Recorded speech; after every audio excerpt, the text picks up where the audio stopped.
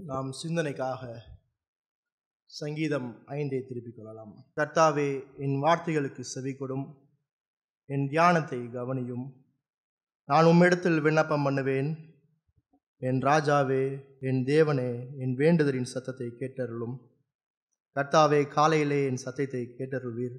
காலையிலே உமக்கு நேரே வந்து ஆயத்தமாகி காத்திருப்பேன். நீர் துர்மார்க்கத்தில் பிரியப்படுகிற தேவன் அல்ல, தீமை உம்மிடத்தில் சேர்வதில்லை. வீம்புக்காரர் உம்முடைய கண்களுக்கு முன்பாக நிலை நிற்க மாட்டார்கள். அக்கிரமக்காரர் யாவரையும் வெறுக்கிறீர். பொய் பேசுவர்களை அழிப்பீர். இரத்தப்பிரினியும் சூதுள்ள மனுஷனையும் கர்த்தர் அருவருக்கிறார். நானோ உமது மிகுந்த கிருபையினாலே உமது ஆலயத்துக்குள் பிரவேசித்து உமது பரிசுத்த சந்ததிக்கு நேரே பயபக்தியுடன் பணிந்து கொள்வேன். கர்த்தாவே, என் சத்துருக்கள் நிமித்தம் என்னை உம்முடைய நீதியிலே நடத்தி எனக்கு முன்பாக உம்முடைய வழியை செவைப்படுத்தும். அவர்கள் வாயில் உண்மை இல்லை, அவர்கள் உள்ளம் கேடுபாடு உள்ளது. அவர்கள் தொண்டை திறக்கப்பட்ட பிரேதக்குழி, தங்கள் நாவினால் இச்சகம் பேசுகிறார்கள். தேவனே, அவர்களை குற்றவாளிகளாக தீரும். அவர்கள் தங்கள் ஆலோசனையினாலே விழும்படி செய்யும். அவர்கள் துரோகங்களுடைய திராட்சை நிமித்தம் அவர்களை தள்ளிவிடும். உமக்கு விரோதமாய் கலகம் பண்ணினார்களே. உம்மை நம்புகிறவர்கள் யாவரும் சந்தோஷித்து என்னாலும் கம்பீர்ப்பார்களாக. நீர் அவர்களை காப்பாற்றுவீர். உம்முடைய நாமத்தை நேசிக்கிறவர்கள் உம்மில் கலிகூறுவர்களாக. கர்த்தாவே, நீர் நீதிமானை ஆசிர்வதித்து காருண்யம் என்னும் கேடகத்தால் அவர்களை சூழ்ந்து கொள்ளுவீர் என்பதை ஜெபித்து சிந்தனைக்கு நேராக கடந்து செல்லலாம். அன்பும் கிருபையும் இரக்கமும் நிறைந்த நல்ல தேவனே, மறுபடியும் உம்முடைய சமூகத்தில் வருகிறோம். உம்முடைய வார்த்தையின் மூலமாக நீர் எங்களிடத்தில் பேசும். நீர் பேசும்போது உள்ளவரே, உம்முடைய பரிசுத்த ஆவியானவர் எங்களுடைய இருதயத்திலே செயல்பட்டு மனந்திருவதும் விசுவாசத்தையும் கொடுத்து அவரே எங்களை ஆறுதல் படுத்தி தேற்றி உமக்கு நேரான நீதியின் பாதையிலே நடத்த வேண்டிய கிருபையை தர வேண்டுமா ஜெபிக்கிறோம். இவரே, உம்முடைய வார்த்தையின் மூலமாக நீர் மகிமைப்படும். இப்ப இயேசு கிறிஸ்து நாமத்தில் ஜெபம் கேட்கிறோம் நல்ல பிதாவே, ஆமென். வாசி கேட்ட சங்கீதம் 5 பார்க்கும்போது வாழ்க்கையில தொடர்ச்சியான பிரச்சனையின் போது ஒரு விசுவாசி என்ன செய்ய வேண்டும் என்ற கேள்விக்கான பதிலை இந்த சங்கீதம் நம்மளுக்கு கற்றுத்தருகிறோம். வாழ்க்கையில தொடர்ச்சியா உபத்திரவங்கள் பிரச்சனைகள் வரும்போது ஒரு விசுவாசி என்ன செய்ய வேண்டும் என்று சொல்லுவோம். ஏன் அப்படின்னு பார்க்கும்போது இயேசு சொல்கிறார், யோவான் 16:33 உலகத்தில் உங்களுக்கு உபத்திரவம் உண்டு, ஆனாலும் திடன் கொள்ளுங்கள், நான் உலகத்தை ஜெயித்தேன் என்று சொல்கிறார். சங்கீதம் 50:15 சொல்லுது, ஆபத்து காலத்தில் என்னை நோக்கி கூப்பிடுங்கன்னு சொல்லுது. இப்போ விசுவாசிக்கு நிச்சயமா உபத்திரவம் உண்டு, நிச்சயமா ஆபத்து உண்டு. இதில் எந்த விதமான மாற்று கருத்தும் கிடையாது. வேதம் முழுக்க பார்க்கும்போது விசுவாசிகள் உபத்திரவத்துக்குள்ளாக, சோதனைக்குள்ளாக, ஆபத்துக்குள்ளாக கடந்து போயிருக்கிறார்கள் என்று நம்ம பழைய ஏற்பாட்டிலேருந்து ஒவ்வொரு விசுவாசியுடைய வாழ்க்கையை எடுத்து பார்த்தோம் அப்படின்னா நம்ம மிக தெளிவாக பார்க்கலாம். தொடர்ச்சியான பிரச்சனை மத்தியிலும் தொடர்ச்சியான உபத்திரவத்தின் மத்தியிலும் தான் விசுவாசி தன்னுடைய வாழ்க்கையை வாழ்ந்து கொண்டிருக்கிறான் என்று அநேக நேரத்தில் வேதம் நம்மளுக்கு பதிவு செய்கிறது.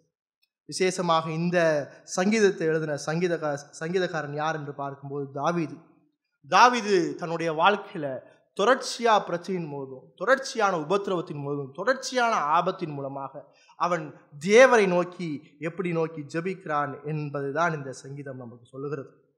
தேவன் ஒவ்வொரு விசுவாசியுடைய வாழ்க்கையில உபத்திரவத்தை கொடுக்கிறார். தேவன் ஒவ்வொரு விசுவாசியுடைய வாழ்க்கையில ஆபத்தை கொடுக்கிறார். தேவன் ஒவ்வொரு விசுவாசியுடைய வாழ்க்கையில சிட்சைகளை அனுமதிக்கிறார். சிட்சைகள் மத்தியிலும், உபத்திரவத்தின் மத்தியிலும், பாவத்தின் மத்தியிலும், அல்லது சோதனையின் மத்தியிலும் ஒரு விசுவாசி எப்படி கையாள வேண்டும், அல்லது வாழ்க்கையில் அல்லது திருச்சபையில் குடும்பத்தில் தொடர்ச்சியாக பிரச்சனைகள் வரும்போது அந்த பிரச்சனையின் மத்தியில் நாம் எப்படி வாழ வேண்டும் என்பதை இந்த சங்கீதம் கற்றுத்தரும். இந்த சங்கீதத்தில் பார்க்கும்போது தாவீது சொல்கிறான், 6ஆம் வசனத்தில் பார்த்தீங்கன்னா, என்னுடைய எதிரிகள் மிகவும் பொல்லாதானவர்கள், பொல்லாப்பாவை செய்கிறார்கள் என்று சொல்கிறார். தாவீதை மிக மோசமாக அவனுடைய எதிரிகள் தாக்கி கொண்டிருக்கிறார்கள். சவுலுக்கு பயந்து ஓடுறான். சவுலுக்கு பயந்து ஓடும்போது சவுல் தொடர்ச்சியா தாவீதை தாக்கி கொண்டே இருக்கிறான் என்று பார்க்கிறோம். அடுத்து பார்க்கும்போது 9ஆம் வசனம் 10ஆம் வசனத்தில் பார்க்கும்போது தாவீதினுடைய வாழ்க்கையில அவனுடைய எதிரிகள் எப்படி இருக்காங்கன்னா, அவன் கூட இருக்கும்போது நல்லவனா நடிக்கிறான், ஆனால் அவனை விட்டு வெளியே போனோடனே, அவனை விட்டு விலகி போனோடனே அவனுக்கு மிகுந்த பொல்லாப்பை செய்கிறவனாக அவனை அழிக்கிறான் என்று பார்க்கிறோம். இன்றைக்கும் கூட நாமும் இப்படிப்பட்ட சூழ்நிலையில் வாழலாம். தொடர்ச்சியான உபத்திரவத்தின் மத்தியில, சிட்சைகள் மத்தியில, பலவீனங்கள் மத்தியில, பாவத்தின் மத்தியில, சோர்வுகளின் மத்தியில, சங்கடங்களின் மத்தியில, தோல்விகள் மத்தியில நீங்களும் நானும் வாழ்ந்து கொண்டிருக்கோம். தாவீது இப்படிப்பட்ட நிலையில என்ன செய்தார்? சோதனையின் மத்தியில, போராட்டத்தின் மத்தியில, உபத்திரவத்தின் மத்தியில, சோர்வுகளின் மத்தியில, தேவனுடைய சிட்சையின் மத்தியில அவருடைய உண்மையான ஜனங்கள், அவருடைய உண்மையான பிள்ளைகள் எப்படி வாழ்ந்தார்கள், எப்படி வாழ்றான் அப்படின்னு பார்த்தீங்கன்னா, இந்த இடத்துல தாவீது இவ்வளோ பிரச்சனையின் அடிப்படையில் அவன் ஒரு வாலிபன், அடுத்த ராஜா அவன் தான், தேவனால் அபிஷேகம் பண்ணப்பட்ட மனிதன், சவுலினால் விரட்டடிக்கப்படுகிற ஒரு மனுஷன். அவனுடைய வாழ்க்கை முழுசும் பார்க்கும்போது அவனுடைய வாழ்க்கை முழுவதும் தொடர்ச்சியான பிரச்சனைகள் மத்தியினால தான் காணப்பட்டுச்சு. இந்த தொடர்ச்சியான பிரச்சனையின் மத்தியில் அவன் என்ன செய்யறான் அப்படின்னு பார்த்தீங்கன்னா, தேவனிடத்தில் நெருங்கி ஜீவிக்கிற ஒரு மனிதனாக காணப்படுகிறான். ஒரு உண்மையான விசுவாசி அவனுடைய வாழ்க்கையில பிரச்சனை வந்துச்சுன்னா அவன் என்ன செய்வான்? உண்மையான விசுவாசி அவனுடைய வாழ்க்கையில பிரச்சனை வரும்போது தேவனிடத்தில் நெருங்கி ஜீவிக்கிற மனிதனாய் காணப்படுவான். இந்த சங்கீதம் சொல்கிற சத்தியம் என்னன்னு பார்த்தீங்கன்னா, தொடர்ச்சியான பிரச்சனையின் மத்தியில நம்முடைய நீதியான பாதுகாவலராகிய தேவனிடத்தில் சேருங்கள் என்று சொல்கிறது. நம்முடைய தொடர்ச்சியான பிரச்சனையின் மத்தியில நீதியான பாதுகாவலராகிய தேவனிடத்தில் அடைக்கலம் புகுருங்கள் என்று சொல்கிறது.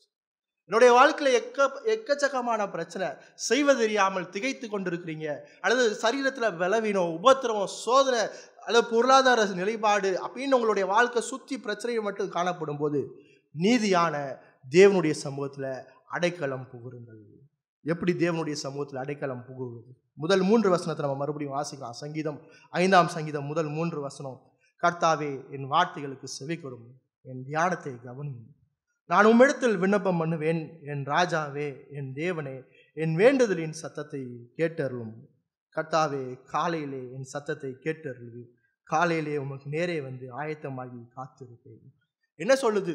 தேவனிடத்தில் நான் எப்படி அடைக்கலம் பெறுவது, தேவனிடத்தில் எப்படி நான் அவருடைய சமூகத்துக்கு நேராக போவது அப்படின்னு பார்க்கும்போது ஜெபத்தின் மூலமாக.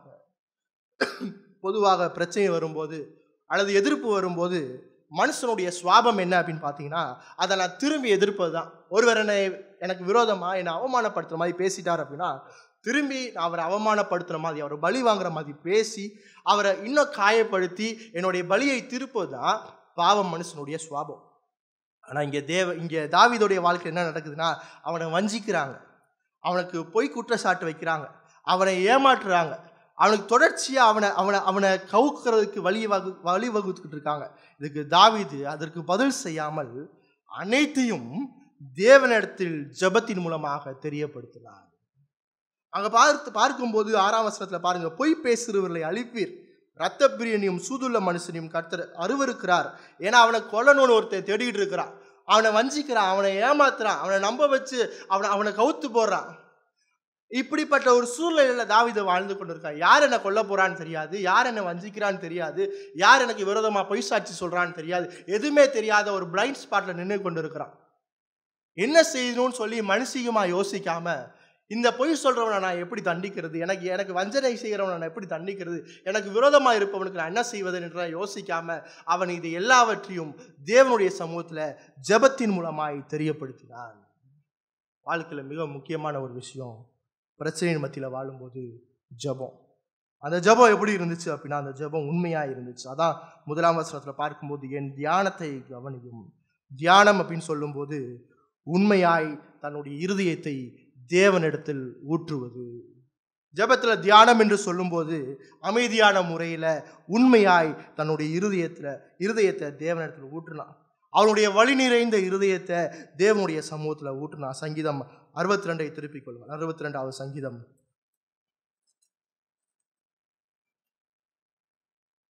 8ஆம் வசனத்தை வாசிக்கும் போது, ஜனங்களே, எக்காலத்திலும் அவரை நம்புங்கள், அவர் சமூகத்தில் உங்கள் இருதயத்தை ஊற்றி விடுங்கள், தேவன் நமக்கு அடைக்கலமாய் இருக்கிறார்.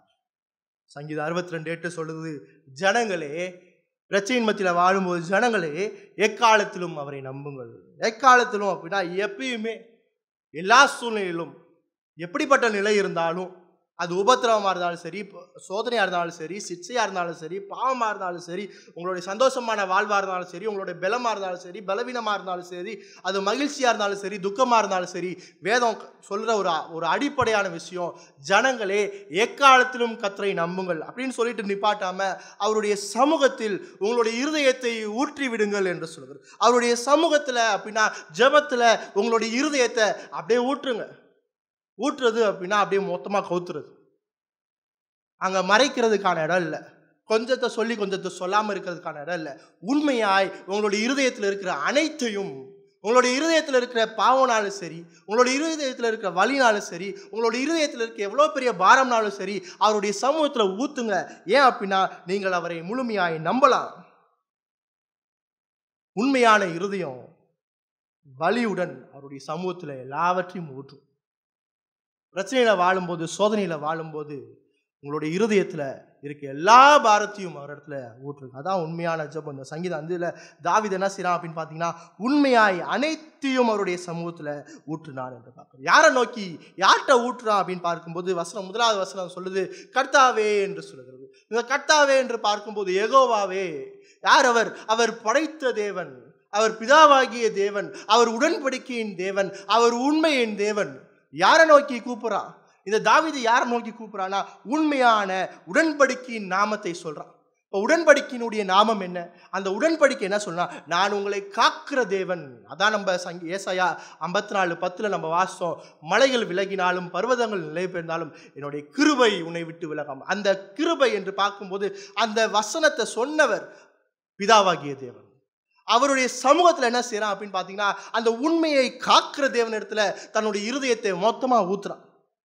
அப்படி ஊத்திட்டு அங்கே என்ன நடக்குதுன்னு பார்த்தீங்க அப்படின்னா, அந்த 2வது வசனத்தில் பாருங்க, என் ராஜாவே, என் தேவனே, என் வேண்டுதலின் சத்தத்தை கேட்டருளும் என்று. அங்கே பாருங்க 3 தடவை என்ன சொல்றதுன்னா, அங்கே தனிப்பட்ட உறவை குறிக்கு என் என்று சொல்றான். தனிப்பட்ட உறவுல மிக நெருக்கமான உறவு, மிக நெருக்கமான கர்த்தருடைய சமூகத்தில் மிக நெருங்கிய ஒரு உறவை வைத்திருக்கிறான்.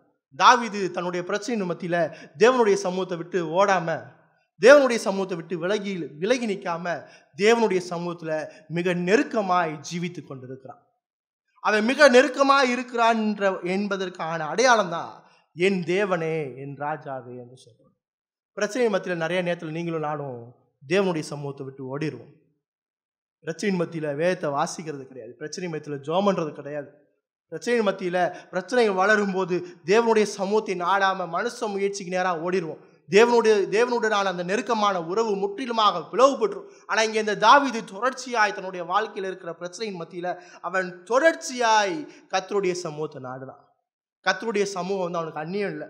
கர்த்தருடைய சமூகம் அவனுக்கு அடிக்கடி செல்கிற ஒரு இடம். என் தேவனே, அந்த தனிப்பட்ட உறவு என்று பார்க்கும்போது அடிக்கடி செல்லும் இடம். அடிக்கடி தேவனை நாடினான், அடிக்கடி தேவனிடத்தில் போனா தேவனுடைய சமூகத்தை அவன் பற்றி கொண்டான் என்று பார்க்கிறோம். ஜெபம் அப்படின்னு பார்க்கும்போது அது எப்பொழுதும் தனிப்பட்டதாக இருக்க வேண்டும். தேவனுக்கும் உங்களுக்கும் உள்ள அந்த நெருக்கமான உறவாக இருக்கணும். அது ஒரு தேர்ட் பர்சனாக இருக்கக்கூடாது. வேற்று நபர்கிட்ட பேசுகிற மாதிரி இருக்கக்கூடாது. வேற்று நபர்கிட்ட பேசுகிற மாதிரி அறகுறையாக இருக்கக்கூடாது. அது ஒரு தனிப்பட்ட உண்மையான ஒரு உரையாடல். ஜெபம் என்று பார்க்கும்போது என்னோடு நெருங்கி உறவு கொள்கிற தேவனிடத்துல, என்னோடு மிக நெருக்கமாய் சேர்ந்து இருக்கிற தேவனிடத்துல, என் கூட இருக்கிற தேவனிடத்துல நான் நெருங்கி என்னுடைய இருதயத்தை உண்மையாய் ஊற்றுகிறேன்.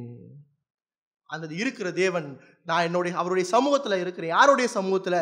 உடன்படிக்கையின் தேவனுடைய சமூகத்தில், என்னை காக்கிற தேவனுடைய சமூகத்தில், நான் எப்பொழுதும் நம்பி இருக்கிற தேவனுடைய சமூகத்தில் என்னுடைய இருதயத்தை ஊற்று. திருச்சபையில் எல்லா விசுவாசிகளுக்குள்ளும் பிரச்சனை, உபத்திரவம், சோதனை, பாடு, பலவீனம்.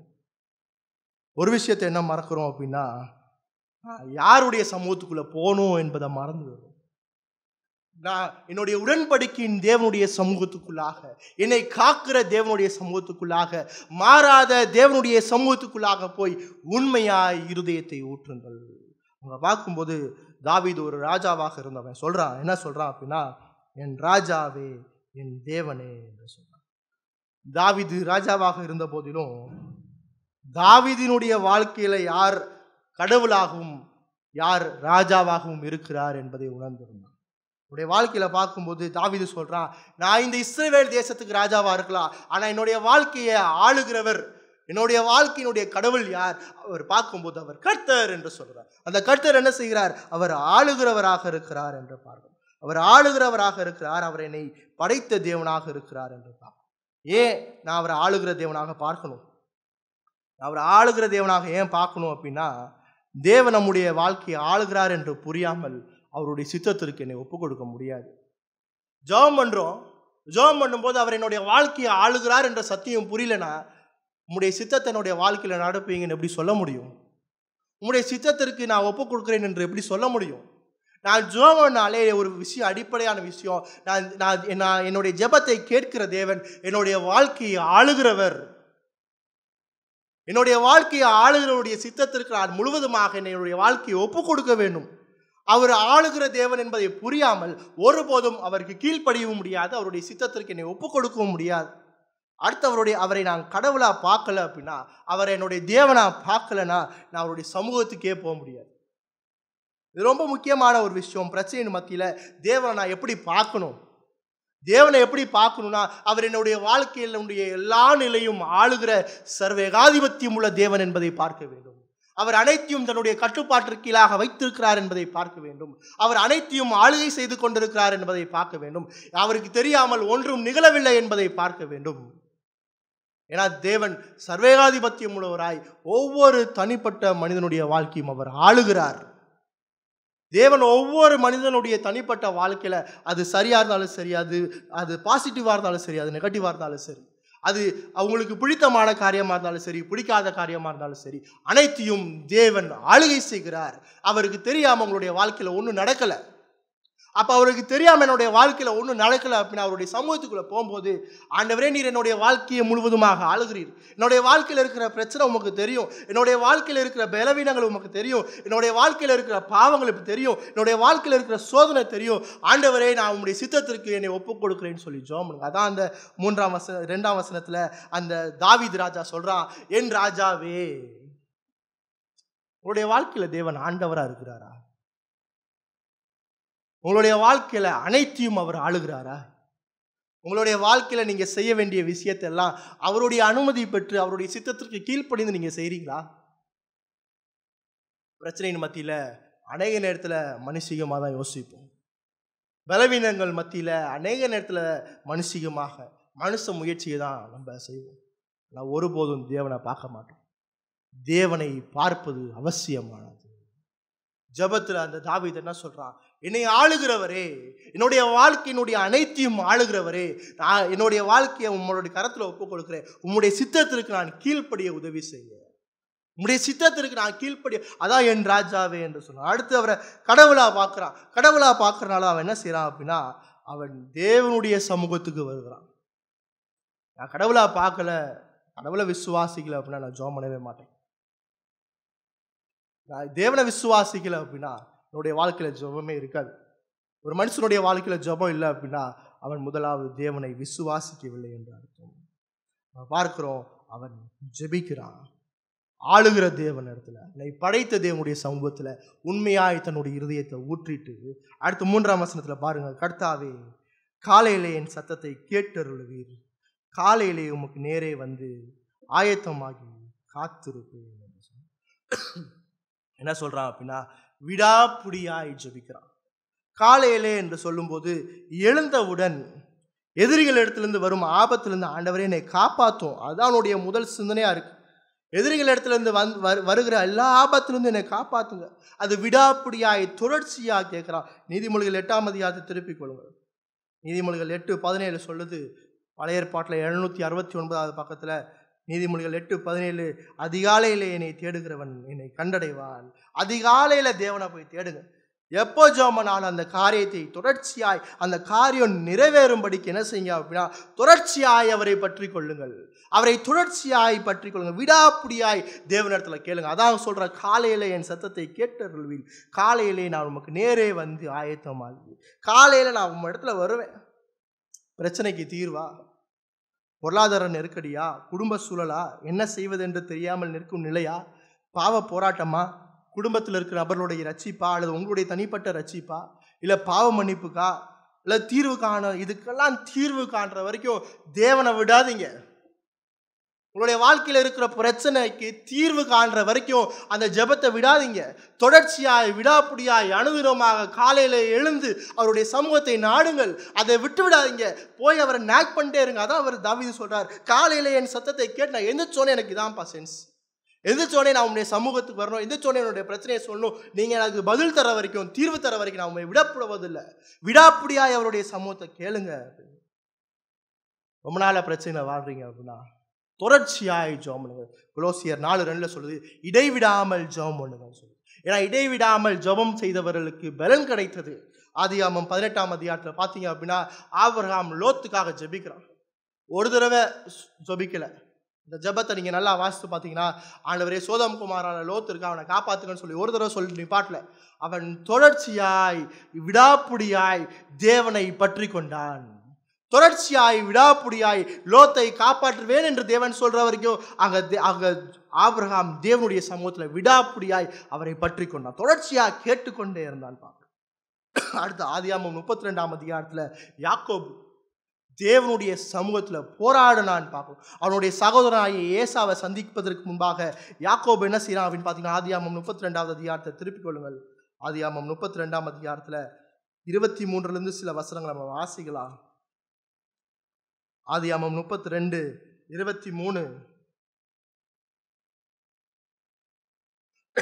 ஏசாவை சந்திக்க போவதற்கு முன்பாக அவன் தன்னுடைய எல்லாரையும் பகுதி அனுப்பிச்சு விட்டுட்டு 23ஆம் வசனத்துல அவர்களையும் சேர்ந்து ஆற்றை கழக்கம் பண்ணி தனக்கு உண்டான யாவற்றையும் அக்கறைப்படுத்தினான். யாக்கோபு பிந்தி தனித்திருந்தான்.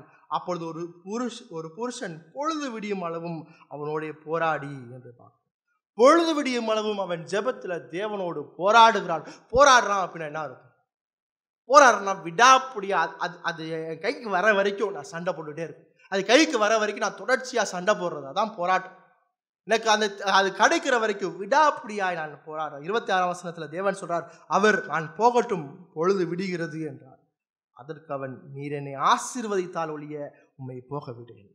நான் போறேன், போதும், இதுக்கு மேலாம் சண்டை போட முடியாது, இதுக்கு மேலாம் போராட முடியாது, நான் போறேன். அவன் தெளிவா இருக்கிறான். அவனுக்கு தேவை தீர்வு, அவனுக்கு தேவை சமாதானம். யாக்கோபுக்கு என்னுடைய சகோதரனை பார்க்கும்போது நான் சரியா இருக்கணும், சமாதானம் பெறணும், அது வர வரைக்கும் நான் இதை உங்களை விட போறது இல்லை. அப்படி ஜெபம் பண்றோமா? ஏன்னா விடாப்புடியான ஜெபத்திற்கு தேவன் நிச்சயமாய் பதில் தருகிறார். அவர் சொல்ற நான் போகட்டும் என்று சொல்கிறார். அடுத்து 28ஆம் வசனத்தை பாருங்க. அப்பொழுது அவர், உன் பேர் இனி யாக்கோபு எனப்படாமல் இஸ்ரவேல் எனப்படும், தேவனோடும் மனிதனோடும் போராடி மேற்கொண்டாயே. ஜெபத்தின் மூலமாக அவர் என்ன செஞ்சான்? தேவனை மேற்கொண்டான். அவர் நிச்சயமாய் அவனை ஆசீர்வதித்தார். அதுக்கு பின்னாடி பார்க்கும்போது ஏசாவின் இடத்துல சமாதானத்தை பெற்றான். அவனுக்கு ஒரு பிரச்சனை, அவனுக்கு தீர்வு வேணும். மனுஷமா என்னதான் முயற்சி செஞ்சாலும் தேவனுடைய ஆளுகை இல்லாம, தேவனுடைய பிரச்சனை இல்லாம அவனால மேற்கொள்ள முடியாது என்பது யாக்கோபுக்கு தெளிவா தெரியும். என்ன செஞ்சான்? தேவனுடைய சமூகத்தை நாடி இரவு முழுவதுமாக அங்க தேவன் சொல்றார், பொழுது விடுகிறது, நைட்டு ஃபுல்லா 8 to 9 hours அல்லது 8 to 10 hours, பொழுது விடுகிற வரைக்கும் ஒரு 10 மணி நேரம் தேவனோடு போராடி கொண்டிருக்கான், தேவனை விடாப்புடியா கேட்டு கொண்டிருக்கான் என்று பாரு. அடுத்த 2 ராஜாக்கள் 20ஆம் அதிகாரம் திருப்பிக்கிட்டீங்க அப்படின்னா முதல் 6 வசனத்துல எசேக்கியா ராஜா ஜெபிக்கிறான். எசேக்கியா ராஜா விடாப்புடியா ஜெபிக்கிறான் தன்னுடைய உயிருக்காக. 2 ராஜாக்கள் 20ஆம் அதிகாரத்துல முதல் 6 வசனத்தை வாசிக்கலாம். அந்நாட்களில் எசேக்கியா வியாதிப்பட்டு மரணத்துக்கு எதுவாக இருந்தான். அப்பொழுது ஆமோஸின் குமாரனாகிய ஏசாயா எனும் தீர்க்கதரிசி அவன் இடத்தில் வந்து அவனை நோக்கி, நீர் உமது வீட்டு காரியத்தை ஒழுங்குபடுத்தும், நீர் பிழைக்க மாட்டீர், மரித்து போவீர் என்று கர்த்தர் சொல்கிறார் என்றார். அப்பொழுது எசேக்கியா தன் முகத்தை சுவர் பக்கமாய் திருப்பிக் கொண்டு கர்த்தரை நோக்கி, கர்த்தாவே, நான் உமக்கு முன்பாக உண்மையும் மகா உத்தமமாய் நடந்து உமது பார்வைக்கு நலமானதை செய்தேன் என்பதை நினைத்தருளும் என்று விண்ணப்பம் பண்ணினான். எசேக்கியா மிகவும் அழுதான்.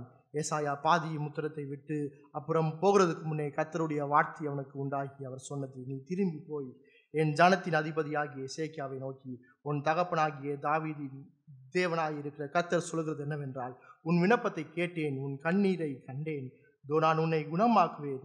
3ஆம் நாளிலே நீ கர்த்தருடைய ஆலயத்துக்கு போவாய். உன் நாட்களோடு 15 வருஷங்களை கூட்டுவேன். உன்னையும் இந்த நகரத்தையும் அசீரியா ராஜாவின் கைக்கு தப்புவித்து என் நிமித்தம் என் தாசனாகிய தாவீதின் நிமித்தமும் இந்த நகரத்துக்கு ஆதரவாக இருப்பேன் என்று சொல் என்றார். எசேக்கியா ராஜா சொல்றான், ஏசாயா போய் இன்னும் வீட்டு காரியத்தெல்லாம் ஒழுங்குபடுத்துங்க, நீங்க சாவு போறீங்கன்னு சொன்னோடனே அந்த ராஜா என்ன செய்யறானா, சுவர் பக்கமாய் திரும்பி கர்த்தரை நோக்கி என்ன செய்யறான்? அவன் ஜெபம் பண்றான். ஏன் அப்படின்னு பார்க்கும்போது அவர் என்ன செஞ்சான் அப்படின்னா, தேவன் சொல்றார் 5ஆம் வசனத்துல, உன் கண்ணீரை கண்டேன் என்று சொல்றார். உன் கண்ணீரை கண்டேன், இதோ நான் உன்னை குணமாக்குவேன். தொடர்ச்சியா ஒரு காரியத்துக்காக, ஒரு தீர்வுக்காக அந்த ராஜா, அந்த மனுஷன், தேவனுடைய மனுஷன் விடாப்புடியாய் ஜெபிக்கும் போது நிச்சயமாய் தேவன் பதில் செய்கிறார். 1 சாமுவேல் 1 அதிகாரம் 9 முதல் 20 வசனத்துல அன்னாள் தனக்கு ஒரு பிள்ளைக்காக ஜெபிக்கிறான். போய் எலியா அந்த ஆசாரியன் கேட்கிறான், என்ன குடிச்சிருக்கியா? இல்ல, நான் என்னுடைய இருதயத்தை தேவனுடைய சமூகத்தில் ஊற்றி கொண்டிருக்கிறேன். அவள் தன்னுடைய இருதயத்தை தேவனுடைய சமூகத்துல ஊற்றி கொண்டிருக்கிறாள் என்று மத்தேயு 15 அதிகாரம் 21 28 வசனத்துல பாத்தீங்கன்னா, இயேசு கிறிஸ்துட்ட கானானிய ஸ்திரீ போராடுகிறா.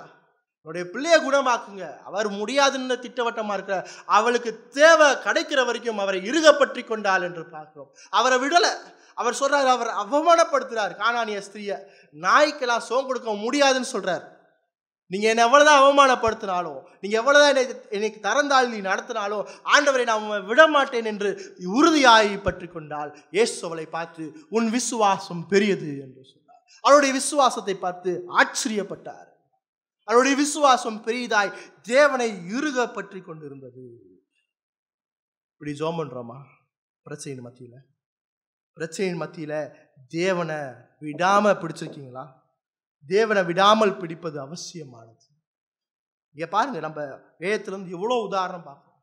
ஆபிரகாம், யாக்கோபு, நம்ம 1 ராஜாக்கள்ல பார்க்கும்போது எலியா, 2 ராஜாக்கள்ல பார்க்கும்போது எசேக்கியா, லூக்கா 18 அதிகாரத்துல ஒரு அநீதியான ராஜாவுக்கு முன்பாக அந்த மகள் போய் நிற்கிறா. அநீதியான ராஜாவே தொடர்ச்சியாய் அவள்கிட்ட கேட்டுட்டு இருக்கும்போது அநீதியான ராஜாவே என்ன செய்கிறார்? பதிலளிக்கிறார். அடுத்து இங்க மத்தியில பார்க்கும்போது அந்த கானானிய ஸ்திரீ, இன்னும் எக்கத்தப்பான விவரங்களை, இன்னும் எக்கத்தப்பான உதாரணங்களை வேதத்துல சொல்லலாம். வேதம் நம்மளுக்கு ஆறுதலா என்ன சொல்லுது அப்படின்னா, விடாப்புடியாய் தீர்வு காணும் வரை அவரை பற்றி கொள்ளுங்கள், காலையிலே அவரை நோக்கி தேடுங்கள் என்று சொல்லுது. 3ஆம் வசனத்து சங்கீதம் 5:3 பாருங்க. கர்த்தாவே, காலையிலே என் சத்தத்தை கேட்டுருளுவீர், காலையிலே உமக்கு நேரே வந்து ஆயத்தமாகி. அடுத்து சொல்லுது, காத்திருப்பேன், நான் உமக்காக காத்திருப்பேன். இப்போ காத்திருப்பேன் அப்படின்னா என்ன அர்த்தம் அப்படின்னா, ஆபகுக் 2ஆம் அதிகாரம் 1ஆம் வசனம், பழைய ஏற்பாட்டில் 1084வது பக்கத்தை திருப்பிக்கோங்க. ஆபகுக் 2ஆம் அதிகாரம் 1ஆம் வசனம், நான் என் காவலிலே தரித்து அரணிலே நிலை கொண்டிருந்து அவர் எனக்கு என்ன சொல்லுவார் என்றும் அவர் என்னை கண்டிக்கும் போது நான் என்ன உத்தரவு சொல்ல வேண்டும் என்று கவனித்து பார்ப்பேன் என்றார். இப்போ காத்திருப்பேன் என்ற வார்த்தை என்ன பார்க்கும்போது, அவருக்காக கவனித்து, ஒரு இராணுவ வீரன் எப்படி அவனுக்கு செய்தி வந்து என்ன செய்யணும் என்ற செய்திக்காக காத்திருக்கிறானோ, அதே போல நான் ஜெபிச்சுட்டு அப்படியே விட்டுவிடாம அந்த ஜெபத்திற்கான பதில் வர வரைக்கும் அவருடைய சமூகத்தில் அவருக்காக காத்திருங்கள். யுத்த களத்தில் சோல்ஜர்ஸ்லாம் சண்டை போடும்போது, யுத்த வீரர்கள்லாம் சண்டை போடும்போது அவர்களுக்கு செய்தி வந்தால் தான் அவங்க ஆக்ட் பண்ணணும். அவர்களுக்கு செய்தி கொடுக்கப்பட்டாதான் அவர்கள் ஆக்ட் பண்ணுவாங்க. செய்தி வர வரைக்கும் அவங்க ஆக்ட் பண்ணக்கூடாது. அப்போ அந்த யுத்த வீரர்களை என்ன செய்வாங்க அப்படின்னா, அந்த செய்திக்காக காத்திருப்பான். அதே போல் தேவனுடைய சமூகத்தில் அந்த பதிலுக்காக காத்திருங்க. ஏன் அப்படின்னு பார்த்தீங்கன்னா, அவர் உங்களுடைய ஜெபத்தை கேட்கிறார். தேவன் உங்களுடைய ஜெபத்தை கேட்கிறார். தேவன் உங்களுடைய ஜெபத்தை கேட்கிறதுனால தான் என்ன சொல்றார் அப்படின்னா, நான் ஆயத்தமாகி உம்முடைய பதிலுக்காக காத்திருக்கிறேன் என்று சொல்கிறார். ஜெபத்தில் அவருக்காக காத்திருங்க. ஜெபம் பண்ணிட்டு விண்ணப்பம் செஞ்சுட்டு விடாப்புடியாய் தொடர்ச்சியாக ஜெபம் பண்ணிட்டு அவருக்காக, அவருடைய பதிலுக்காக காத்திருங்கள். 2வதாக பார்த்தீங்கன்னா, இந்த சங்கீதம் தொடர்ச்சியாக உபத்திரவத்தின் மத்தியில் வாழும்போது நீதியான தேவனிடத்தில் முறையிடுங்கள் என்று சொல்லுகிறது. நீதியான தேவனிடத்தில் முறையிடுங்கள். 4ஆம் வசனத்திலிருந்து 6ஆம் வசனம் வரைக்கும் வாசிப்போம். இது துன்மார்க்கத்தில் பிரியப்படுகிற தேவன் அல்ல, தீமை உம்மிடத்தில் சேருவதில்லை. வீம்புக்காரர் உம்முடைய கண்களுக்கு முன்பாக நிலை நிற்க மாட்டார்கள். அக்கிரமக்காரர் யாவரையும் வெறுக்கிறீர், பொய் பேசுகிறவர்களை அழிப்பீர். இரத்த பிரியனையும் சூதுல மனுஷனையும் கர்த்தர் அருவருக்கிறார். தாவீதினுடைய எதிரிகள் எவ்வளவு மோசமாய் தாவீதிடத்தில் நடந்து கொண்டார்கள் என்பதை இந்த வசனம் சொல்லுது. எவ்வளவு மோசமாக நடந்து கொண்டாங்க அப்படின்னா, அவங்க தீமையை செஞ்சாங்க, அவனுடைய வாழ்க்கையில துன்மார்க்கத்தை கொடுத்தாங்க, வீம்புக்காரராக இருந்தாங்க, அவர்கள் அக்கிரமம் செய்தார்கள், பொய் சொன்னாங்க என்று பார்க்கிறோம். பார்க்கும்போது தேவன் எப்படிப்பட்டவர் என்பதை சொல்றார். தேவன் எப்படிப்பட்டவர்னா, தேவன் தீமையை வெறுக்கிறார். தேவன் தீமையை வெறுக்கிறார் என்ற சத்தியம் ஒரு ஆறுதலை கொடுக்குது. தேவன் நீதி உள்ளவர் என்பதை நாம் சரியான முறையில் புரிந்து கொள்ளும். அவர் இடத்துல எந்த விதமான பொல்லாப்பும் தீமையும் சேராது என்பதை புரிந்து கொள்ள வேண்டும். அவர் பொல்லாதவர்களை நியாயம் செய்கிறார் என்பதை புரிந்து கொள்வோம். இப்போ தேவன் நீதி உள்ளவர் என்று பார்க்கும்போது அவர் இடத்துல பொல்லாப்பும் இல்லை, அவர் இடத்துல தீமையும் இல்லை. அவர் பொல்லாதவர்களை நியாயம் தீர்ப்பார். அவர் பொல்லாப்புல பிரியப்படுகிற தேவன் அல்ல. இப்போ பிரியப்படுகிற தேவன் அல்ல அப்படின்னு பார்க்கும்போது அவர் பாவத்தை வெறுக்கிறார். பாவத்தை வெறுக்கிறார்னா அவர் பாவத்தோடு ஒத்து போகிறவர் அல்ல. மனம் திரும்பாத எல்லா பாவியும் தண்டிக்கிறார். மனம் திரும்பாத எல்லா பாவையும் தண்டிக்கிறார். என்னுடைய வாழ்க்கையில, தனிப்பட்ட வாழ்க்கையில நான் மனம் திரும்பாமல் இருந்தேன் அப்படின்னா, என்னுடைய வாழ்க்கையில மனம் திரும்பாத இந்த பாவத்து நிமித்தமாக என்னை தண்டிக்கிறார். ஏன்னா தேவன் நீதி உள்ளவர். தேவன் எப்படிப்பட்டவராக இருக்கிறார்னா, அவருடைய கோபம் என்னை பட்சிக்கும். அவர் நித்திய காலமாய் நீதி உள்ள தேவனாய் இருக்கிறாரு. எபிரேயர் 12 அதிகாரம் 29 பார்க்கும்போது, தேவன் பட்சிக்கிற அக்கினியாய் இருக்கிறாரே. அவர் பாவிகள் மீது தினந்தோறும் சினம் கொள்கிற தேவனாக இருக்கிறாரே. தீமையை விட்டு விலகுற தேவன், தீமையோடு ஒத்து போவதல்ல. மனம் திரும்பாத எல்லா பாவியும் அவர் தண்டிக்கிறார். 5ஆம் வசனத்தில் பார்த்தீங்கன்னா, யாரை தண்டிக்கிறார் என்று சொல்லுது, வீம்புக்காரர் உம்முடைய கண்களுக்கு முன்பாக நிலை நிற்க மாட்டார்கள். 6ஆம் வசனம் சொல்லுது, பொய் பேசுகிறவனையும் இரத்த பிரியனையும் சூதுள்ளவனையும் தேவன் தண்டிக்கிறார். வீம்புக்காரர் என்று பார்க்கும்போது, நான் செய்வது பாவம் என்று தெரிந்தும் அந்த பாவத்தை விட்டு மனம் திரும்பாதவன். நான் செய்வது பாவம் என்று தெரிந்தும் அந்த பாவத்தை விட்டு மனம் திரும்பாதவனை தேவன் தண்டிக்கிறார். அடுத்து யாரை தண்டிக்கிறார்? 6ஆம் வசனம் சொல்லுது, பொய் பேசுகிறவனை, பொய் சொல்றவனை தேவன் தண்டிக்கிறார். இரத்த பிரியனை தண்டிக்கிறார். சூதுள்ள மனுஷன், யோசனை பண்ணி ஒருத்தனுடைய பலவீனத்தை அறிந்து அவனுடைய வாழ்க்கையில செயல்படுகிறவனை, பலவீனத்தை அறிந்தவனை, ஆபத்துல தள்ளுகிறவனை தேவன் தண்டிக்கிறார். பாவியான எந்த மனுஷனையும் தேவன் நேசிப்பதில்லை. நம்முடைய பாவத்தின் நிமித்தமாக தேவன் நம்மை வெறுக்கிறார். மிக தெளிவாக புரிஞ்சுக்கோங்க, பாவியான எந்த மனுஷனையும் தேவன் நேசிப்பது அல்ல. தேவன் இந்த உலகத்தில் அன்பு கூர்ந்தார் அப்படின்னு பார்க்கும்போது, தன்னுடைய ஒரே பேரான ஆண்டவராகிய இயேசு கிறிஸ்துவின் மூலமாக மட்டும்தான் அன்பு கூறுகிறார். பாவியான எல்லா மனுஷனையும் தேவன் நிச்சயமாய் வெறுக்கிறார். ஆனா இயேசு கிறிஸ்துவின் மூலமாக இந்த உலகத்துல நான் தன்னுடைய அன்பை வெளிப்படுத்தினார். உபத்திரவத்திலும் பிரச்சனையில வாழும்போது நமக்கு எதிராக செயல்படுகிறவர்களை தேவன் நியாயம் தீர்க்கிறார் என்று சொல்லுகிறார். அங்க பார்த்தீங்க அப்படின்னா, தேவனே இவர்களை தண்டியும் என்று சொல்லுகிறார். ஏன் அப்படின்னு பார்க்கும்போது, தேவன் நீதி உள்ளவர். தேவன் நீதி உள்ளவர். யார் பாவம் செஞ்சாலும் சரி, எப்படிப்பட்ட மனுஷன் பாவத்தில் நிலைச்சிருந்தாலும் சரி, மனம் திரும்பாத நிலையில் இருக்கிற மனிதனாலும் சரி, தேவன் பாவத்தை நிச்சயமாக தண்டிக்கிறார். தேவன் பாவத்தை நீதியான முறையிலே தண்டிக்கிறார். இப்ப உபத்திரவத்தில் வாழும்போது நான் எப்படி ஜெபம் பண்ணணும்? 8ஆம் வசனம் சொல்லுது, கர்த்தாவே என் சத்துருக்கள் நிமித்தம் என்னை உம்முடைய நீதியிலே நடத்தி எனக்கு முன்பாக உம்முடைய வழியை சிவைப்படுத்தும். உபத்திரவத்தில் வாழும்போது நான் எப்படி இருக்கணும் அப்படின்னா, நானும் பொல்லாதவனை போல, நானும் இந்த உலகத்தானே போல நீதியற்று வாழாமல் நீதியிலே வாழ வேண்டும் என்று ஜெபிக்க வேண்டும். உபத்திரவத்தில் இருக்கும்போது நான் எப்படி ஜெபிக்கணும் அப்படின்னா, என்னுடைய நடத்தையை நான் சரியான முறையிலே சிவைப்படுத்த வேண்டும். என்னுடைய வழி வேதபூர்வமாக இருக்கணும். என்னுடைய வாழ்க்கை நீதியா இருக்கணும். என்னுடைய வாழ்க்கையில பிரச்சனையும் உபத்திரவமும் பாவமும் சிற்றை என்னை தாக்கும் போது, என்னுடைய வாழ்க்கையில நான் வேதம் போதிக்கிற வகையில நான் வாழ வேண்டும். வேதம் போதிக்கிற வகையில தேவன் என்னை பக்குவப்படுத்தணும். அந்த வழியை எனக்கு தேவன் சிவைப்படுத்தணும் என்று ஜெபம் பண்ணுங்க. உபத்திரவத்தில் வாழும்போது இந்த பிரச்சனைக்கு தீர்வு மனுஷிகமா போய் பொல்லாத வழியில போவதல்ல, மனுஷிகமா யோசித்து தேவனை விட்டு விலகுவதல்ல, பிரச்சனை மத்தியில திருச்சபைக்கு வராம, பிரச்சனை மத்தியில வேதத்தை வாசிக்காம, பிரச்சனை மத்தியில என்னுடைய சுய ஞானத்தினால செயல்படுவது அல்ல, பிரச்சனை மத்தியில வேதபூர்வமாக வாழ்வதுதான் உத்தமம். அதான் 8ஆம் வசனம் சொல்லுது, கர்த்தாவே என் சத்துருக்கள் நிமித்தம் என்னை உம்முடைய நீதியிலே நடத்தி. என்ன சரியா நீதியிலே நடத்துங்க. என்னுடைய பாவத்தை சுட்டி காட்டுங்க. நான் மனம் திரும்ப வேண்டிய இடத்த மனம் திரும்ப செய்யுங்க. அடுத்து சொல்றாரு, என்ன சொல்றாருன்னா, எனக்கு முன்பாக வழியை செவைப்படுத்துங்க. நான் வேதபூர்வமாக வாழ்வதற்கு என்னுடைய சிந்தனையை நான் சரிப்படுத்த வேண்டும். வேதபூர்வமாய் நான் வாழ்வதற்கு அதுக்கு தான் நான் ப்ரையாரிட்டி கொடுக்கணும். பிரச்சனை மத்தியில் நான் வேதபூர்வமான அணுகுமுறைகளை விட்டு விலகி போனால் மிகப்பெரிய ஆபத்து. பிரச்சனை மத்தியில் நான் வேதபூர்வமாக தான் அணுகணும். என்னுடைய வாழ்க்கையில பாவம் சுட்டி காட்டப்படும் போது, என்னுடைய பாவத்தை தேவன் உணர்த்தும் போது, ஆண்டவரை நான் மனம் திரும்ப உதவி செய்யுங்க என்று நீதியின் பாதையில வாழணும். ஏன் இன்னைக்கு நிறைய நேரத்தில் உபத்திரவத்தில் துவண்டு போய் தேவனுக்கும் உங்களுக்கும் மிகப்பெரிய ஒரு கேப் இருக்கு அப்படின்னா, நான் நீதியின் பாதையில வளரல. என்னுடைய பாவத்தை சுட்டி காட்டும் போது என்னுடைய இருதயத்தை கடினப்படுத்தி தேவனை விட்டு தூரமா போறேன். அதனாலதான் இங்க சங்கீதக்காரன் மிக தெளிவா சொல்றான், உபத்திரவத்துல நீதியாய் வாழணும், நீதியாய் வாழ தேவனை உதவி செய்யுங்கன்னு சொல்றான். அடுத்து பார்க்கும்போது 9-10 வசனத்துல பாருங்க. 9-10 வசனத்துல எதிரிகளை தேவன் நியாயம் தீர்க்க முறையிடுங்கள். 9ஆம் வசனம், அவர்கள் வாயில் உண்மை இல்லை, அவர்கள் உள்ளம் கேடுபாடு உள்ளது, அவர்கள் தொண்டை திறக்கப்பட்ட பிரேத கொள்ளி, தங்கள் நாவினால் இச்சகம் பேசுகிறார்கள்.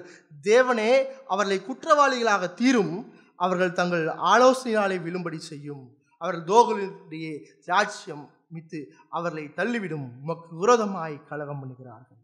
எப்படி ஜெபம் பண்ணும் எதிரிகளுக்காக? நீங்க அவங்களை பார்த்துக்கோங்க, ஏன்னா உமக்கு எதிராக அவர்கள் கலகம் பண்ணுகிறார்கள். விசுவாசிகளுடைய வாழ்க்கையில விசுவாசிகள் உபத்திரவப்படும் போது விசுவாசிகளை தொட்டா தேவனை தொடுவதற்கு சமம். அதான் 10ஆம் வசனம் சொல்லுது, அவர்கள் உமக்கு விரோதமாய் கலகம் பண்ணுகிறார்கள். 2 தெசலோனிக்கேயர்ல 1ஆம் அதிகாரத்தை திருப்பிக்கோங்க. 2 தெசலோனிக்கேயர் 1ஆம் அதிகாரத்தில் பவுல் அந்த தெசலோனிக்கே திருச்சபை மக்களுக்கு சொல்றார். 2 தெசலோனிக்கேயர் 1ஆம் அதிகாரம் 6ஆம் வசனத்தில், உங்களை உபத்திரவப்படுத்துகிறவர்களுக்கு உபத்திரவத்தையும் உபத்திரவப்படுகிற உங்களுக்கு எங்களோட கூட இளைப்பாறும் பிரதிபலனா கொடுப்பதற்கு தேவனுக்கு நீதியா இருக்கிறது. உபத்திரவப்படுத்துறவனுக்கு உபத்திரவத்தை கொடுப்பது தேவனுக்கு நீதியா இருக்கு. அதே போல உபத்திரவப்படுபவர்களுக்கு சமாதானத்தை கொடுப்பது அல்லது இளைப்பாறுதலை கொடுப்பது தேவனுக்கு நீதியா இருக்கு. அப்படி சொல்லிட்டு விட்டுவிடாம 9ஆம் வசனம் 10ஆம் வசனத்தை பாருங்க. அந்நாளிலே தம்முடைய பரிசுத்தவான்கள் மகிமைப்படத்தக்கவராயும் நீங்கள் எங்களுடைய சாட்சியை விசுவாசத்தின்படினாலே உங்களிடத்திலும் விசுவாசிகள் எல்லா இடத்திலும் ஆச்சரியப்படத்தக்கவராயும் அவர் வரும்போது என்ன செய்கிறார் அப்படின்னா, அவர்கள் என்று சொல்லும்போது உபத்திரவப்படுத்துகிறவர்கள் கர்த்தருடைய சன்னிதானத்திலிருந்து அவருடைய வல்லமை புரிந்து மகிமையிலிருந்தும் நீங்களாக்கி நித்திய அழிவாகிய தண்டனையை அடைவார்கள். உபத்திரவப்படுத்துகிறவர்களுக்கு, தேவனை எதிர்க்கிறவர்களுக்கு, தேவனுக்கு பகைஞனாய் வாழ்கிறவர்களுக்கு, தேவனுக்கு விரோதமாய் கலகம் பண்ணுகிறவர்களுக்கு என்ன செய்வார்னா நித்திய அழிவை கண்டடைவார்கள். வெளிப்படுத்தல் 18ஆம் அதிகாரத்தை திருப்பிக் கொள்ளுங்கள். வெளிப்படுத்தல் 18ஆம் அதிகாரத்தில் 20ஆம் வசனம் சொல்லுகிறது.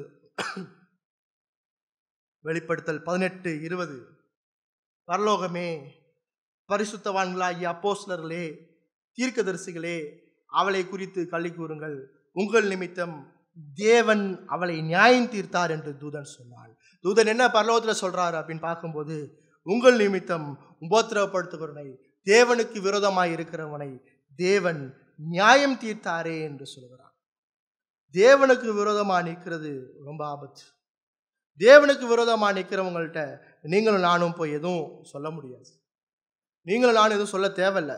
ஜெபத்தில் தேவனிடத்தில் தெரியப்படுத்துங்க. தேவன் வாக்குத்தத்தமாக என்ன சொல்லியிருக்கிறார் அப்படின்னா, தேவனை கலங்கப்படுத்தினவனை அவர் நிச்சயமாய் தண்டிக்கிறார். விசுவாசிய தொட்டா அவரை தொடுற மாதிரி, விசுவாசிய உபத்திரவத்துக்குள்ளாக விசுவாசிய வஞ்சனையால சூழ்ச்சி செய்கிற ஒரு மனுஷன் விசுவாசிய தொடர தேவனை தொடுறான். அதான் வேதம் சொல்லுது. ஆகவே நான் யாரு பக்கம் நிற்கிறேன் என்பதையும் கவனமாக இருக்க வேண்டும். நான் திருச்சபையில அல்லது தனிப்பட்ட விசுவாச வாழ்க்கையில என்னுடைய அணுகுமுறைகள்லாம் எப்படி இருக்கிறது என்பதை விசுவாசிகள் அனுதினமாக பார்க்க வேண்டும். நான் யாருக்கு எதிராக பேசுகிறேன் அல்லது என்னுடைய செயல்கள் யாருக்கு எதிராக இருக்கிறது, என்னுடைய வாழ்க்கையில என்னுடைய வீம்பு எப்படி இருக்கிறது, என்னுடைய குற்றச்சாட்டுகள் எப்படி இருக்கிறது, என்னுடைய பேச்சு எப்படி இருக்கிறது, என்னுடைய காசிப்ஸ் எப்படி இருக்குது என்பதை கவனமாக பாருங்கள். ஏனால் தேவன் நீதியா இருக்கிறார். நீதியான தேவன் நிச்சயமாய் மனம் திரும்பாத, தேவனை தொடுகிற, தேவனுடைய திருச்சபை உபத்திரப்படுத்துகிற ஒவ்வொரு மனிதரையும் நிச்சயமாய் நித்திய அழிவை கண்டடைவார்கள் என்று சொல்கிறது. அவ்வளவுதான் சொல்லுதா இந்த சங்கீதம் அப்படின்னு பார்த்தீங்க அப்படின்னா இல்லை. இந்த சங்கீதம் மிக முக்கியமான ஒரு செய்தியை சொல்லுது. 7ஆம் வசனத்தை பாருங்க. நானோ உமது மிகுந்த கிருபையினாலே உமது ஆலயத்துக்குள் பிரவேசித்து உமது பரிசுத்த சன்னதிக்கு நேராய் பயபக்தியுடன் பணிந்து கொள்ளுவேன். தேவன் நீதி உள்ளவர். தேவன் நிச்சயமா அவருடைய எதிரிகளை தண்டிக்கிறார். தேவன் நிச்சயமா என்னுடைய பாவத்தை சுட்டி காட்டுறார். என்னுடைய பாவத்தை சுட்டி காட்டும் போது நான் என்ன செய்யணும்? 7ஆம் வசனம் சொல்லுது, நானோ உமது மிகுந்த கிருபையினால உம்முடைய ஆலயத்திலே பிரவேசித்து பயபக்தியாய் பணிந்து கொள்ளுவேன். உபத்திரவத்தின் மத்தியில, சோதனையின் மத்தியில நான் என்ன செய்யணும் அப்படின்னா, தேவனுடைய கிருபையை பற்றி கொள்ளுங்கள். தேவனுடைய கிருபை என்ன? என்னுடைய பாவம் சுட்டி காட்டப்படும் போது ஆண்டவராகிய இயேசு கிறிஸ்துவை நோக்கி பார்த்து, இயேசுவே என்னுடைய பாவத்தை மன்னியும் என்று சொல்லுங்க. கிருபை என்றால் பார்க்கும்போது அது பாவியான மனுஷனுக்கு தேவனால் கொடுக்கப்படும் மன்னிப்பு. தேவன் கிருபையாய் என்னை மன்னிக்கிறார். அந்த கிருபை என்பது இலவசமாய் நான் பெறுகிறேன். தகுதியற்ற மனுஷன், பாவியான மனுஷன், நன்மை இல்லாத மனுஷனுடைய வாழ்க்கையில தேவன் அந்த கிருபையை கொடுக்கிறார். இதான் இயேசு கிறிஸ்துவுடைய ஊழியம். இதுதான் நம்ம மார்க் சுவிசேஷத்துல தொடர்ச்சியா பார்க்கிறோம். அவர் பாவிகளோடும் ஆயக்காரரோடும் மிக மோசமான பாவத்தில் வாழ்கிற மனிதனுடைய வாழ்க்கையில கிருபையாய் தன்னுடைய மன்னிப்பையும் இரக்கத்தையும் அவருடைய வாழ்க்கையில கொடுக்கிறார். வேதம் சொல்லுது, ரோமர் 3ஆம் அதிகாரம் 23ஆம் வசனத்துல, எல்லாரும் தேவ மகிமை அற்றவர்களாகி அப்படின்னு சொல்லிட்டு நிப்பாட்டாம 24 வசனத்துல இலவசமாய் அவருடைய கிருபையினாலே கிறிஸ்து இயேசுவின் உள்ள மீட்பை கொண்டு உங்களையும் என்னையும் நீதிமானாக்கி இருக்கிறார். உங்களுக்கு எனக்கு மீட்பு இருக்கு. பாவத்துல வாழ்ந்து போய் பாவத்தை சுட்டி காட்டும் போது தேவன் உங்களை என்னையும் மீட்கிறார். ஆண்டவரே, நான் பாவம் செஞ்சுட்டேன், என்னுடைய பாவத்தை மன்னிங்கன்னு சொல்லும் போது தேவன் உங்களை மீட்க வல்லவராக இருக்கிறார். மீட்டுட்டு அப்படியே விட்டு விடாம அங்க சொல்றாரு, சங்கீதக்காரன் சொல்றாரு, உமது மிகுந்த கிருபையினாலே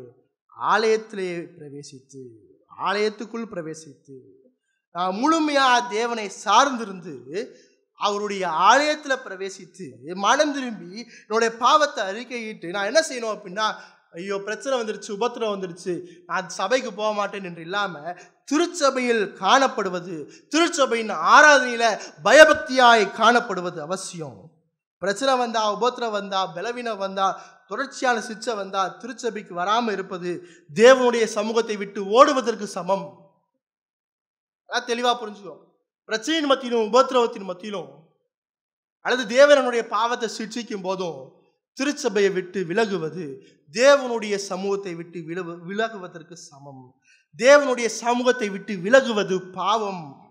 அப்ப திருச்சபையை விட்டு விலகுவது என்று பார்க்கும்போது அவருடைய அதிகாரத்தை நிராகரிப்பதாகும். தேவனுடைய அதிகாரத்தை நிராகரித்து எனக்கு தேவனுடைய அதிகாரம் தேவையில்லை என்று சொல்லி நான் ஓடுவதாகும்.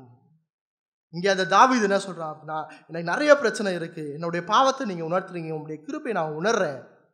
அந்த கிருபையை நான் உணரும் போது என்ன செய்யறான் அப்படின்னா, அந்த கிருபையை உணர்ந்து அந்த மனுஷன், அந்த தாவீது தன்னுடைய பாவத்தை அறிக்கையிடுகிறான். பாவத்தை மறைக்கிறவன் வாழ்வடைய மாட்டான், அவைகளை அறிக்கை செய்து விட்டு விடுகிறவனும் இரக்கம் தருவான். வாழ்க்கையில தேவன் உங்களுடைய பாவத்தை சுட்டி காட்டும் போது, வாழ்க்கையில தேவன் உங்களுடைய வாழ்க்கையில வல்லமையாக செயல்படும் போது உங்களுடைய பாவத்தை தேவனுக்கு மறைக்காமல் அறிக்கை செய்யுங்க. அவருடைய சமூகத்துல பயபக்தியுடன் காணப்பட வேண்டும். ஏன்னா அவருடைய சமூகம் என்பது அவருடைய சபை, அவருடைய சபை என்பது அவருடைய மகிமையை தாங்கி இருக்கிறது. அவருடைய மகிமை நிறைந்திருக்கிற இடம் அவசியம். மகிமை இருக்கிற இடத்துல ஆராதனை அவசியம். அப்போ பிரச்சனையின் போது, உபத்திரவத்தின் போது ஒரு உண்மையான விசுவாசி என்ன செய்யறான் அப்படின்னா, திருச்சபையை விட்டு நீங்காமல் தேவனுடைய கிருபையை நாடி ஆராதனையில தொடர்ச்சியாய் அவருடைய கிருபையை சார்ந்து அங்க பார்க்கும்போது அந்த வசனம் சொல்லுது, பயபக்தியுடன் பணிந்து கொள்வேன், பயபக்தியுடன் பணிந்து கொள்வேன். தேவன் கிருபையாய் உங்களுடைய இருதயத்தை பாதிச்சா ஒவ்வொரு வீழ்ச்சியுற்ற மனிதனும் அவன் என்னுடைய பாவம் சுட்டி காட்டும் போது மனம் திரும்பி திருச்சபைக்குள்ளாக அவருடைய அதிகாரத்துக்குள்ளாக இருப்பது அவசியம் அப்படின்னு சொல்லிட்டு 11ஆம் வசனத்துல 12ஆம் வசனத்துல பார்க்கும்போது, உம்மை நம்புகிறவர்கள் யாவரும் சந்தோஷித்து எந்நாளும் நம்பியிருப்பார்களாக, நீர் அவர்களை காப்பாற்றுவீர், உம்முடைய நாமத்தை நேசிக்கிறவர்கள் உம்மை களி கூறுவார்களாக. கர்த்தாவே, நீர் நீதிமானை ஆசீர்வதித்து காருண்யம் என்னும் கிடகத்தால் அவர்களை சூழ்ந்து கொள்கிறீர்கள். உபத்திரவத்தில் உங்களுக்கு இருக்கிற ஒரே அடைக்கலம் தேவனுடைய சமூகம். மனம் திரும்பி தேவனுடைய சமூகத்துக்குள்ளாக, மனம் திரும்பி தேவனுடைய ஆராதனைக்குள்ளாக வரும்போது, திருச்சபையில் அவருடைய சமூகத்தை விட்டு விலகாம அவருடைய அதிகாரத்துக்குள்ளாக கட்டுப்படும் போது, நான் என்ன சொல்றேன்னா, நான் உண்மை நம்பி இருக்கிறேன் என்று சொல்றேன். அப்படி நம்பி இருக்கும்போது தொடர்ச்சியான பிரச்சனை மத்தியிலும், சோர்வுகள் மத்தியிலும், உபத்திரவத்தின் மத்தியிலும் தேவன் என்ன செய்யறார்னா, அவரை நம்பி இருக்கிற ஜனங்களுக்கு சந்தோஷத்தை கொடுக்கிறார். அவர்களை எந்நாளும் நம்பியிருப்பார்கள். ஏன்னா தேவன் அவர்களை காப்பாற்றுகிறார். ஒவ்வொரு விசுவாசியும், உண்மையான ஒவ்வொரு விசுவாசியும் மனம் திரும்பும் போது, உண்மையான ஒவ்வொரு விசுவாசியும் திருச்சபையில பயபக்தியாய் அவருடைய ஆராதனையில கலந்து கொள்ளும் போது, அவருடைய ஆராதனையிலும் அவருடைய சமூகத்தையும் விட்டுவிடாமல் இருக்கும்போது தேவன் அவர்களை காப்பாற்றி, தேவன் அவர்களை என்ன செய்கிறார் அப்படின்னா நேசித்து அந்த ஜனங்கள் அவரில் களி கூறுவார்கள்.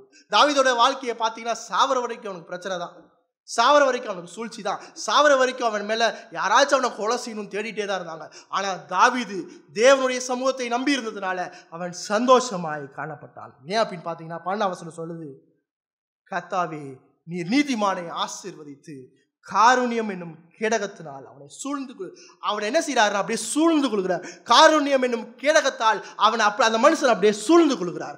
மனம் திரும்புகிற ஒவ்வொரு மனுஷனை, இயேசுவை விசுவாசிக்கிற ஒவ்வொரு மனுஷனை ஆபத்திலிருந்து காருண்யம் என்னும் கேடகம் என்ன செய்யும் அப்படின்னா எதிரிகளுடைய அம்பை காக்கும். கையில வச்சு அம்பு வரும்போது அதை ப்ரொடெக்ட் பண்ணுவாங்க. யார் ப்ரொடெக்ட் பண்றா அப்படின்னு பார்த்தீங்கன்னா, தேவன் நீதிமானை ஆசீர்வதித்து அவர் அவனை கேடகத்தினால் அவனை சூழ்ந்து, ஒன்று மட்டும் இல்லை, ஒரு கேடகம் மட்டும் இல்லை, அந்த மனுஷனை உள்ள நிப்பாட்டி வச்சு சுத்தியும் கேடகம் தான். அவனுக்கு எந்த விதமான ஆபத்து வராமல் தேவன் பாதுகாக்கிறார். மனம் திரும்புகிற ஒவ்வொரு விசுவாசினுடைய வாழ்க்கையில தேவன் காருண்யம் என்னும் கேடகத்தால் உங்களை பாதுகாக்கிறார். இந்த இயேசு கிறிஸ்துடைய வாழ்க்கையில நம்ம பார்க்கலாம். இயேசு கிறிஸ்து தன்னுடைய வாழ்க்கை முழுவதும் பிரச்சனையில வாழ்ந்தார். அவர் தொடர்ச்சியால் ஜோமனார். சோதனையிலும் உபத்திரவத்திலும் அவர் ஜோமனார். சிலுவையின் மரண பரியந்தம் தன்னை தாழ்த்தினார். தாழ்த்தி சிலுவையில் அவர் மரித்து அப்படியே விட்டு விடாமல் தேவன் அவரை காருண்யம் என்னும் கேடகத்தால் அவரை காப்பாற்றி அவரை உயிர்ப்பித்தார். உங்களுக்கு எனக்கு இருக்கிற பெரிய ஆறுதல், பெரிய உதாரணம் யார்? இயேசு கிறிஸ்து. இயேசு கிறிஸ்து அதிகாலையில் இருட்டோடு எழுந்து ஜெபிக்கும் ஒரு பழக்கத்தை கொண்டிருந்தார். கெத்சமனே தோட்டத்தில் என்ன செஞ்சார்? விடாப்பிடியாய் அவருடைய சமூகத்துல போய் அவரை தாழ்த்தினார். விடாப்பிடியா ஜோமனார். விடாப்பிடியா ஜோமனார் தான் வேர்வையின் துளிகள் ரத்தத்தின் பெருந்துளிகளாய் விழு. அப்ப எவ்வளவு ஸ்ட்ரெஸ்ஸோட அந்த ஸ்ட்ரெஸ்ஸை தேவனுடைய சமூகத்துக்கு கொட்டினார் என்று பாருங்க. சிலுவைக்கு போவதற்கு முன்பாக இயேசு கிறிஸ்து முழுவதுமாக விடாப்பிடியாய் தன்னுடைய பிதாவை வேண்டிக் கொண்டார். தேவன் அவரை காப்பாற்றி உயிருடன் எழுப்பி இன்னைக்கு எல்லா முழங்கால்களும் முழங்கும்படியாக, எல்லா நாவும் அவருடைய நாமத்தை உச்சரிக்கும்படியாக, எல்லா நாமத்திற்கும் மேலான நாமத்தையில் இயேசுவை உயர்த்தி இருக்கிறார். விசுவாசிகளே, தேவனிடத்துல வாருங்க. விசுவாசிகளே, தேவனுடைய சமூகத்தை நாடுங்க. விசுவாசிகளே, உங்களுடைய வாழ்க்கையில தொடர்ச்சியான பிரச்சனை இருக்கும்போது தேவனுடைய சமூகத்தை விட்டு ஓடாம உங்களுடைய பாவங்கள் சுட்டி காட்டப்படும் போது மனம் திரும்பி பாவத்தை அறிக்கை செய்து தேவனுடைய சமூகத்துல ஆண்டவரே என்னை காப்பாற்றணும்னு சொல்லுங்க. ஏன்னா தேவன் என்ன ஆசீர்வாதத்தை கொடுக்குறாருன்னா, நான் அவர்களை ஆசீர்வதித்து காருண்யம் என்னும் கேடகத்தால் உங்களை சூழ்ந்து கொள்வேன். தேவன் திருச்சபையை மனம் திரும்புவதற்கு நேராக அழைக்கிறார். திருச்சபையை தேவன் பாவத்தை விட்டு விலகும்படியாக அழைக்கிறார். பாவத்தை விட்டு உண்மையா விலகும் போது தேவன் திருச்சபையில் இருக்க ஒவ்வொரு விசுவாசிய காருண்யம் என்னும் கேடகத்தால் சூழ்ந்து கொள்கிறார். தேவன் தாமே இந்த வசனங்களை ஆசீர்வதிப்பாராக. ஆமென்.